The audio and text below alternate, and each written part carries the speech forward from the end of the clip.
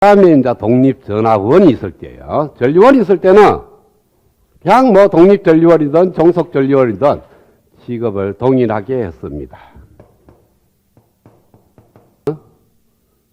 두 번째, 간략한 방법으로 풀어도 되는데 간략한 방법보다는 전압원이 들어갔으니까 전압원의 특성식을 써야 되는 거니까 처음 방법으로 가장 기본되는 방법으로 생각을 하겠습니다.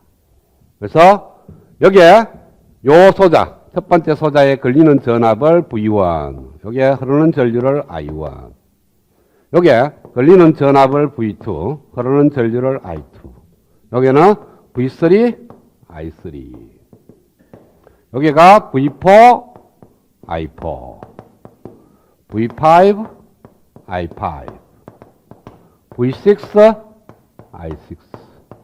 그래서 12개의 미지수로 지정을 다 했습니다. 그렇죠? 그러면은 특성식 6개. 첫 번째 소자의 특성식은 I1은 마이너스 2. 그렇죠? 전류원이니까 I는 얼마. 두 번째 전압원의 특성식은 V2는 6. 세 번째 소자는 V3는 4I3. 네 번째 소자 V4는 3I4. 다섯 번째 소자 V5는 2I5. 여섯 번째 소자 V6는 5의 I6. 이렇게 6개의 소자의 특성식을 구할 수가 있습니다. 그렇죠? 그 다음에 노드 방식은 요점에 대한 노드 방식 쓰지 말고 요점의 노드 방식, 요점의 노드 방식, 요점의 노드 방식을 쓰겠습니다. 그래서 왼쪽을 쓰면 I1, I4, I6가 다 흘러나가요. 따라서 I1 플러스 I4 플러스 I6는 제로. 그 다음에 요점에서는 I4가 흘러들어오고 I2, I5가 흘러나가는 거니까 I4는 I2 플러스 I5. 그 다음에 요점에서는 I5가 흘러들어오고 I6도 흘러들어와서 I3가 흘러나가는 거니까 I3는 I5 플러스 I6. 이게 세 점에서의 노드 방정식이 되는 겁니다. 그 다음에 독립 루프가 3개죠. 그래서 여기서 메쉬 방식을 써도 좋아요. 이렇게 쓰고 이렇게 쓰고 이렇게 써도 되는데 뭐 요 작은 거 1번 이렇게 2번 이렇게 3번을 쓰겠어요. 그냥 1번 쓰면 어떻게 돼요? V1이 올라갔고 V4가 내려갔고 V2가 내려갔으니까 V1은 V2 플러스 V4. 그 다음 두 번째 메쉬 방식은 V2가 올라갔고 V5가 내려갔고 V3가 내려갔어요. 그래서 V2는 V3 플러스 V5. 그 다음에 세 번째는 이렇게 V6가 내려갔고 V5 올라갔고 V4 올라갔으니까 V4 플러스 V5는 V6. 이렇게 세 개의 메쉬 방정식 해서 또 12개의 방정식을 만들어냈습니다.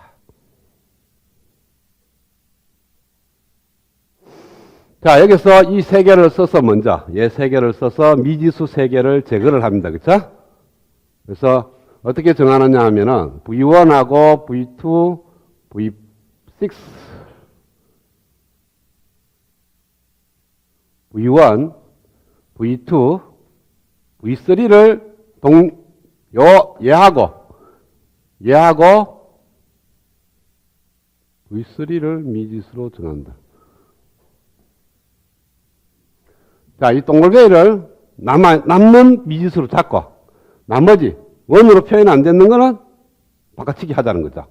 그러면은 여기서 V5가 정의가 됩니다. V5는 V2 마이너스 V3라고 정의되고 그 다음에 얘를 보면은 얘도 비수니까 V4는 V1 마이너스 V2라고 정의하고요. 그 다음에 V6는 V4 플러스 V8 얘 두 개 더하면 얘가 없어지니까 V1 마이너스 V3로 지정이 됩니다. 그쵸? 즉 다시 말해서 이걸 아무 생각 없이 우리가 앞에 있는 방법 그대로 쓰게 되면 이걸 기준점 그 다음에 노드점 3개를 VA, VB, VC라고 지정을 했잖아. 그걸 지금은 V1, V2, V3로 지정을 하겠다는 거예요. 그리고 여기에 걸리는 전압은 V1 마이너스 V2, 여기에 걸리는 전압은 V2 마이너스 V3, 여기에 걸리는 전압은 V1 마이너스 V6, 3가 바로 저 밑에 있는 요 식이에요. 자, 그러면은 요걸 써서 얘를 바꿔치기 하고 얘를 쓰겠습니다. 그래서 I1은 그대로 쓰는 거예요. 마이너스 2 더하기 I4는 여기 있죠. 3분의 V4, V4가 얘입니다. 3분의 V1 마이너스 V2. 그 다음에 I6는 여기 있습니다. 5분의 V6인데 V6가 여기 있어요. 플러스 5분의 V1 마이너스 V3는 제로.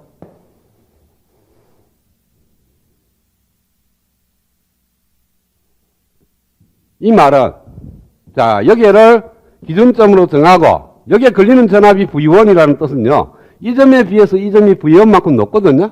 그러니까 이 점의 전압의 절대값이 V1이 됩니다. 그리고 이 점은 이 점에 비해서 V2만큼 높다고 정의했기 때문에 이 점의 절대값은 V2가 돼. 그래서 이 점에서 KCL 쓰면요. 마이너스 2A가 흘러나가고 이렇게 흘러나가는 것은 3분의 V1 마이너스 V2 이렇게 흘러나가는 전류는 6분의 V1 마이너스 V3 해서 저 식이 나오는 거예요. 학교처럼 하면. 됐어요? 그 다음에 두 번째 식을 씁니다. I4는 방금 했죠? I4는 3분의 V4, V4가 얘라 그랬으니까 3분의 V1 마이너스 V2 더하기 는 I2 없어. 특성식이 I2라는 항이 없어요. 그쵸? 항이 없으니까 I2 대신에 열 게 없어. 그냥 놔둬야 돼.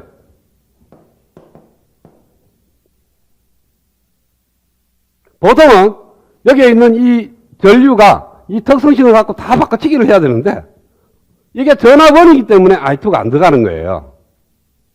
왜? 전압원에는 흐르는 전류가 특성식은 안 들어가니까. 그래서 특성식 안에는 I2라는 항이 없기 때문에 I2를 바꿔치기를 뭐하니까 그대로 놔둬. 그 다음에 플러스 I5는 2분의 V5가 되고 V5는 V2 마이너스 V3. 이게 1', 1식, 얘가 2식. 그 다음에 얘는 I3는 4분의 V3, 4분의 V3. 그 다음에 는 I5는 2분의 V2 마이너스 V3 플러스 I6는 5분의 V1 마이너스 V3. 자, 이걸로 풀려고 보니까 V1, V2, V3 미수 3개에다가 얘가 첨가가 돼 있어. 여기 미수 4개야. 그러면 식은 자, 주어진 12개의 방정식을 얘 3개를 써서 3개의 미수 제거했습니다. 그 다음에 이 3개를 쓰면서 왼쪽에 있는 특성 방식을 써서 옮겼어요. 근데 딱 하나 안 쓴 게 있어. 특성 방식 중에. 얘를 안 썼습니다.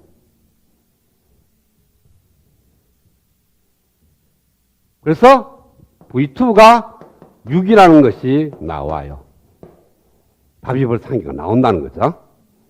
그러고 나서 4개의 미지수 4개를 구하면 되는데 이 식 2번은 I2를 구할 때 필요한 식이지 나머지 파라미터 구하는 데는 2번 식이 필요 없습니다. 그래서 1번, 3번, 4번을 갖고 3번 1차 1방식인데 일단 4번이 식이 딱 답이 나왔으니까 1번, 3번에다가 4번을 대입하면은 2원 1차 1방식으로 바로 바뀝니다.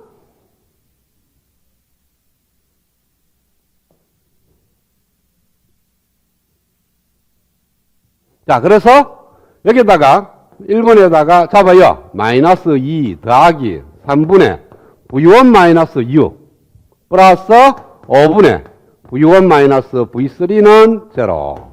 그 다음에 3번식에서 4분의 V3는 2분의 6 마이너스 V3 플러스 5분의 V1 마이너스 V3. 그래서 이 두 개는 2원 1차 연립 방식이 되는 거예요. 자, 그러면은 전화번이 나올 때마다 기본되는 방정식을 갖고 다 풀면은 곤란하겠죠, 그쵸? 그래서 이것도 빨리 푸는 방법을 생각을 해보자는 거예요. 기본으로 잘 모르면 기본적으로 이렇게 풀면 되는데 빨리 풀려 그러면 아까 하는 식으로 그대로 해요. 어떻게 하느냐 하면은 현재 주어지는 노드가 4개. 따라서 기준점 하나 정하고 나머지 노드점의 전압을 V1, V2, V3라고 정합니다. 정하면은 전압원에 의해서 반드시 식이 하나 나와. 요 케이스는 V2-0이 6이에요. 요 전압원의 의미가 뭡니까? 요점에 비해서 요점이 6V 높다는 것이 이 전압원의 의미죠. 그래서 V2가 0V보다 6V 높아. 그 말은 바로 V2가 6이라는 뜻이죠. 그쵸? 예를 들어서 이와 같은 모양의 홀이 있다면 두 노드점에 전압이 하나 5V라는 전압이 있는데 내가 노드점에 전압을 지정하다 보니까 얘가 VCB가 됐고 얘가 VC가 되더라. 이렇게 됐을 때는 VC-VB가 5. 이와 같은 식이 하나 만들어진다는 거죠. 왜? 이 5V라는 전압원의 정의는 뭐냐 하면은 이 점보다는 이 점이 5V 높다는 거니까 이 점의 전압에서 이 점의 전압을 빼주면 5가 된다는 뜻이에요. 그렇죠? 그래서 전압원의 개수만큼 방정식이 만들어집니다. 그 다음에 전압원에 흐르는 전류를 갖다가 우리는 구할 수가 없어요. 왜? 전압원의 특성식을 보면은 흐르는 전류를 하는 항이 없으니까 이걸 대체하려고 그러니까 없다는 거죠. 그래서 전압원에 흐르는 전류는 그냥 미지수 그대로 따라가요. 그래서 여기 흐르는 전류 I2가 그대로 따라서 가는 겁니다. 그런데 이 I2는 구할 때만 필요하지 사실은 괜히 미지수 하나 더 넣고 방정식 하나 더 만드는 것밖에 없거든요.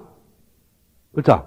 I2가 딴 데 있으면은 또 묶어야 되는데 딱 여기밖에는 없으니까 이 식 전체를 없애버리면 돼. 그것이 뭐냐 하면은 이 전압원이 만들어지는 식이 하나 있을 뿐만이 아니라 이 전압원의 양 끝점이 묶입니다. 이 전압원이 연결되어 있는 노드 2개가 묶여버려요. 그래서 이 노드 2개를 묶어서 하나의 노드로 만듭니다. 이것을 갖다가 우리는 슈퍼노드라고 얘기를 해요. 그러니까 노드와 노드가 전체적으로 묶어버리는 거죠.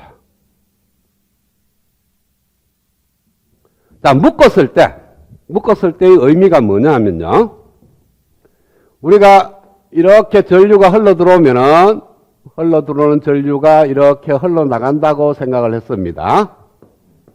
그리고 이렇게 흘러나가는 전류가 또 이렇게 흘러나가. 그래서 얘 2개가 또 만나서 이렇게 만들어진다면 여기서 KCL을 만족해야 되죠. 그쵸?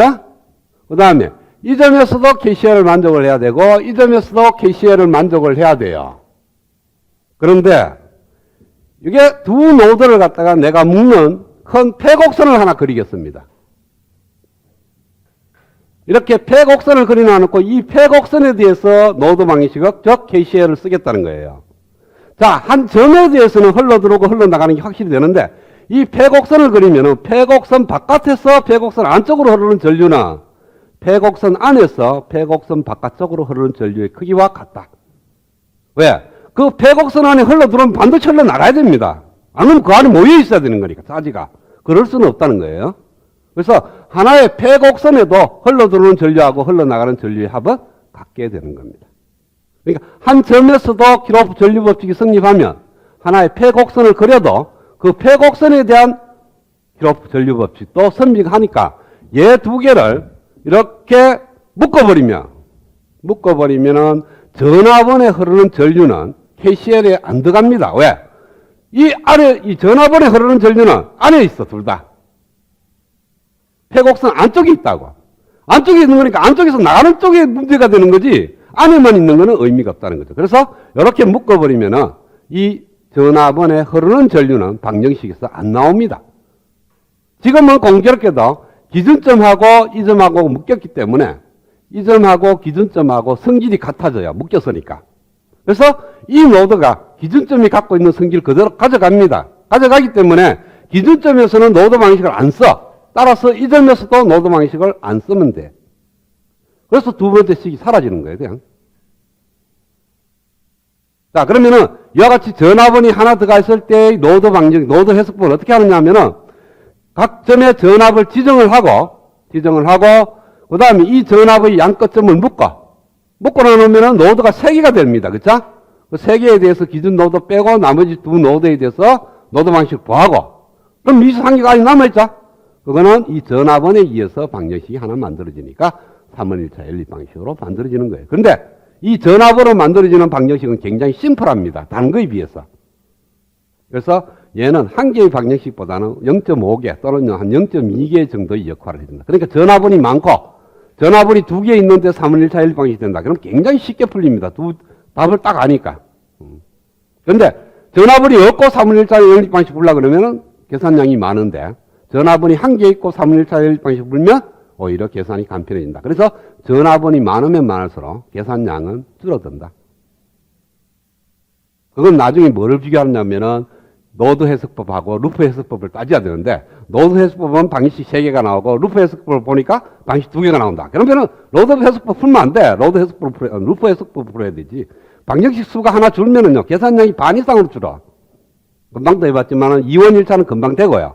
3원 1차만 돼도 벌써 매트릭스 들어가니까 굉장히 복잡해져. 4원 1차는 정말로 더 많아지고.